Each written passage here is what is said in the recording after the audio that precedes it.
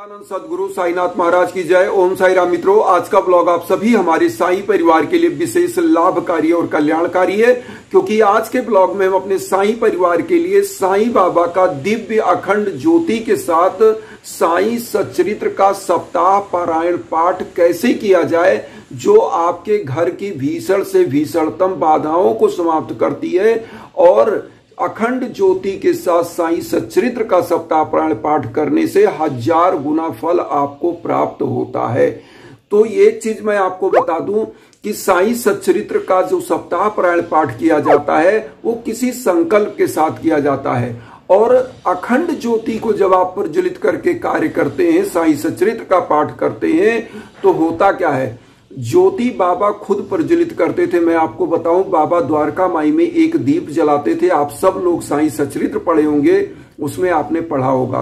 बाबा 3-4 जगहों से तेल लेते थे, मांगते थे और उसके बाद दीप प्रज्वलित करते थे। दीप प्रज्वलित करने का हमारे आदि अनादिकाल से प्रथा है। हमारे धर्मों में सभी जगहों में लगभग दीप चिराग जलाया जाता है। तो दीप जलाने से सबसे पहले तो आप जान ले अखंड ज्योति जलाने के फायदे। देखिए, अखंड ज्योति जब आप प्रज्वलित करते हैं और उसके साथ किसी भी धार्मिक ग्रंथ का पाठ करते हैं, तो आप समझिए कि उसका 1000 गुना फल आपको प्राप्त होता है और आपका संकल्प 1000 गुना पूरा होने की संभावना होती है। तो सबसे पहले आप ये जान लें कि जो दीप जलाया जाता है उसमें क्या होता है। सबसे पहले आपके घर का उन्नति के लिए, समृद्धि के लिए, आपके घर की नकारात्मक ऊर्जा को दूर करने के लिए दीप प्रज्वलित किया जाता है, और आपके घर का वास्तु दोष भी समाप्त होता है, गृह बाधाएं भी समाप्त होती हैं। तो सबसे पहला चीज, अखंड ज्योति 2 प्रकार का। एक तो हमारे पुरातन समय से जो यह मिट्टी का अखंड ज्योति चला आया है, तो इस प्रकार की आपको अखंड ज्योति लेने के लिए जैसे यह दीप ले लेना है, इस प्रकार का। और अगर ये दीप आपके पास, अगर आपके पास जो पीतल का दीप होता है अखंड ज्योति, जिसमें लैंप भी लगा होता है, मतलब उसमें शीशे का, तो वो सबसे बेटर इसलिए होता है कि उससे बुझने का चांस कम होता है। अब हम आपको बताएंगे कि अखंड ज्योति प्रज्वलित कैसे किया जाए, फिर हम बताएंगे साईं सच्चरित्र का पाठ कैसे करना है अखंड ज्योति के साथ। देखिए, अखंड ज्योति, मान लीजिए आप साईं सच्चरित्र का सप्ताह पारायण पाठ करने वाले हैं, तो थर्सडे से आपके पास सबसे पहले साईं सच्चरित्र होनी चाहिए, फिर आपके पास अखंड ज्योति होनी चाहिए। कोई भी अखंड ज्योति आप ले लें, चाहे पीतल वाली जो आती है आजकल, वो बहुत अच्छी है, क्योंकि उसके ऊपर शीशे का लैंप भी आजकल लगा हुआ आता है, तो बुझने का चांस कम होता है। और साईं सच्चरित्र आपके पास होगा ही। आपको मैं बता रहा हूं, इस विधि से आप करके देखिएगा। आपको करना क्या है, सबसे पहले चूंकि 7 दिन आपकी अखंड ज्योति लगातार जलनी है, तो जो इसमें आपको दीप का जो आपको लेना है, क्या कहते हैं, बत्ती, वो थोड़ी बड़ी लीजिए। उस बत्ती को गोल गोल करके, इसमें जैसे ये दीप है, तो दीप में गोल गोल बत्ती करके और एक मुंह इधर करके, और बत्ती में एक क्रॉस, क्योंकि ऐसा अखंड ज्योति जब आप प्रज्वलित करते हैं तो आपको मतलब चतुर्मुखी इसको बनाना चाहिए, क्रॉस टाइप का।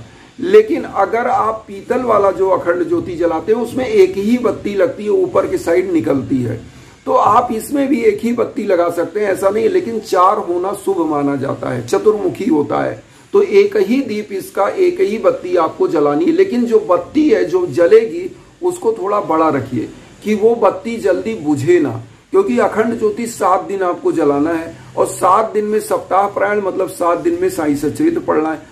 तो इसमें आप बत्ती बड़ी कर लें, और इसमें देखिए घी अगर आप प्रज्वलित कर पाए तो सबसे अच्छा है। अगर आप चाहें तो तिल का तेल आप ले लें।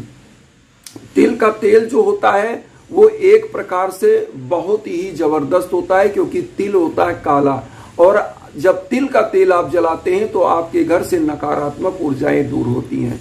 तो तिल का तेल ले लीजिए या घी ले लीजिए, जो भी आपको मिल जाए, इसको फुल कर लीजिए। और जब आप इसको प्रज्वलित करेंगे तो डायरेक्ट जमीन में नहीं रखना चाहिए दीप को, इसको आप ध्यान रखिएगा। सबसे पहले एक कटोरी में आप क्या करें, चाहे गेहूं रख ले, चावल रख लें या जौ रख लें।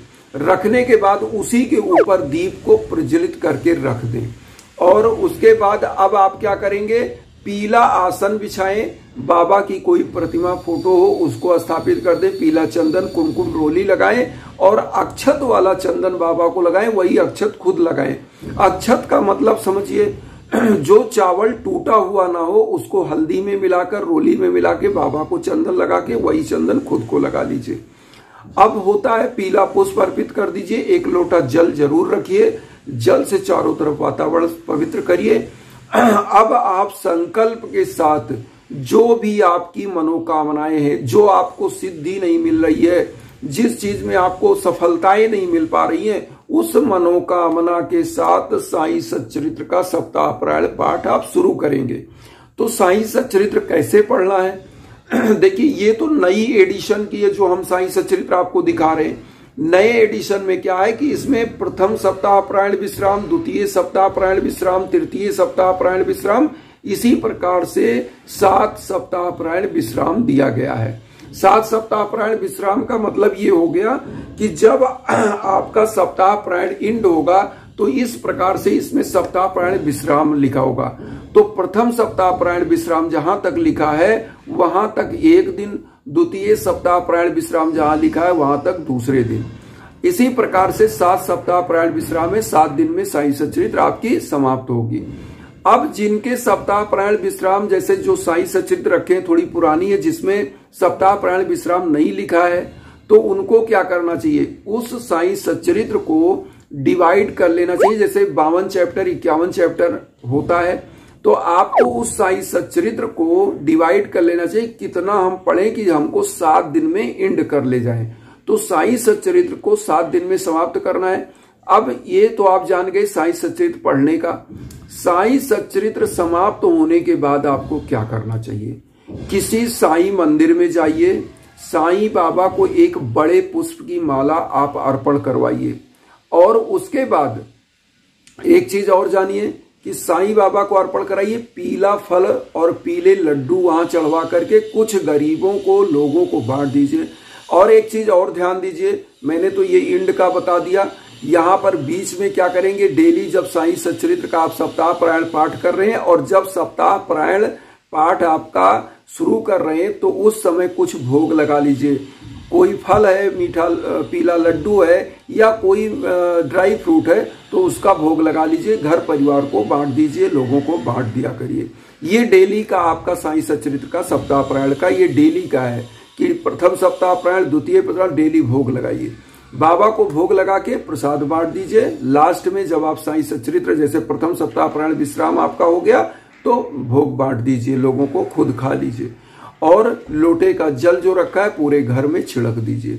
इसी प्रकार से आपको 7 दिन ऐसे भोग लगाना है। और 7वें दिन जैसे मैंने बताया किसी साईं मंदिर में जाइए। अगर आपके आसपास साईं मंदिर नहीं है तो उसके लिए डरने की जरूरत नहीं है, मैं बड़ा पुष्प का हार बाबा को नहीं चढ़ा पाया, तो ऐसी कोई बात नहीं, डेली पुष्प आप अर्पित कर रहे हैं। अगर आप चढ़ा पाते हैं तो बहुत अच्छा है, लेकिन लास्ट दिन फल फूल वस्त्र आदि जो भी आपका यथा समर्थ है उतना आप क्या करिए कि दान जरूर करिए, बाबा इससे अति प्रसन्न होते हैं। अब एक चीज और ध्यान दीजिएगा, जो आपने अखंड ज्योति जलाई है, जो अगर मान लीजिए लास्ट दिन आया और ज्योति जल रही है तो जलने दीजिए, लास्ट तक जलने दीजिए, वो अपने आप धीरे धीरे बुझ जाए तब उसको बुझने दीजिए। फूंक मार के या हवा से आपको नहीं बुझाना है कि बुझा दीजिए, बुझाना नहीं है, अपने आप बुझेगी, बुझ जाने दीजिए। लेकिन अखंड ज्योति में क्या करिए, तेल आप देखते रहिए, उसका मात्रा जब कम हो तो तेल उसमें थोड़ा डाल दिया करिए। एक बार की बात है, मैं आपको बताऊं इसका चमत्कार अखंड ज्योति का। मैं बैठ के साईं सचेत करता अखंड ज्योति जला करके, और मेरे दीप में क्या हुआ, तेल कम हो रहा था, और रात्रि में मैं सोया था, तो जहां मैं दीप प्रज्वलित किया था वहां पर मैं क्या करता हूं, साईं सचरित्र को एक पीले आसन पर रख करके और साईं सचरित्र को वहीं के रख देता था। अचानक से दीप में तेल कम होने लगा और रात्र में फटाक से आवाज आया, तो मुझे दीप ने, जैसे ही होता बाबा ने बुलाया कि इस दीप में और तेल डालो और इसको प्रज्वलित रहने दो। तो मैं रात में ही उठा, हाथ देखा तेल कम हो रहा है, और एकदम कम, बहुत थोड़ा सा तेल दीप के बत्ती में बचा था, आप समझिए, मतलब इतना तेज जला। और मैं क्या किया, फिर रात में ही बॉटल से तेल, जो तिल का तेल मैं जलाया था, तो तिल का तेल फिर मैंने उसमें डाला और वो दीप फिर जलने लगा। तो फिर मैं बाबा को प्रणाम किया कि बाबा, अखंड ज्योति को आपने बुझने नहीं दिया। तो ये चीजें होती हैं कि बाबा का चमत्कार भी आपके साथ होता रहता है। बाबा खुद आपको अनुभव कराते रहते हैं, अपना अनुभूति देते हैं, क्योंकि बाबा कहते हैं जैसा भाव रहा जिस जन का वैसा रूप हुआ मेरा मन का। और सबसे बड़ा चीज और है, बाबा कहते हैं मुझे सदा जीवित ही जानो, अनुभव करो सत्य पहचानो। तो अनुभूति आपको देते हैं। अब यहां पर एक चीज और कहेंगे कि जब घर में भीषण बाधाएं हों, आप हर चीज करके हार गए हों, ऐसे समय में दिव्य हवन भी होता है। और उसी दिव्य हवन को करने के लिए मैं आपको इंस्टाग्राम का लिंक देता हूं कि आपके नाम और गोत्र पर संकल्प होकर के जब दिव्य हवन होता है तो आप विश्व के कोने कोने में कहीं हो, आपका कल्याण होता है, आपका कार्य बनने लगता है। मैं अभी यूके के हमारे एक बहुत ही प्रिय बंधु बांधव हैं, जिनके लिए मैंने कुछ दिन पहले हवन किया था और उनका कार्य ऐसा था कि रेस्टोरेंट का बहुत ही डैमेज चल रहा था, लेकिन आज प्रभु की कृपा से बहुत जबरदस्त बूम चल रही है। और प्रभु की कृपा से उन्होंने आज ही मुझे बताया और आज ही मैं ये उपाय बता रहा हूं, तो मैंने आप तक न्यूज शेयर किया। तो आप लोग भी अगर चाहते हैं कि आपके नाम आपके गोत्र पर संकल्प होकर के हवन हो, तो हमारे इंस्टाग्राम पर जरूर संपर्क करें। तो इन्हीं भावनाओं के साथ एक चीज और कहेंगे कि वसुधैव कुटुंबकम की जो मैं भावना लेकर चल रहा हूं, उसमें आप सभी लोग अपना आशीर्वाद, चैनल को सब्सक्राइब करके दीजिए। उन साई भक्त तक वीडियो को जरूर शेयर करिए जो किन्हीं कारणों से कष्ट में, दुख में। इसी भावना के साथ ओम साई राम।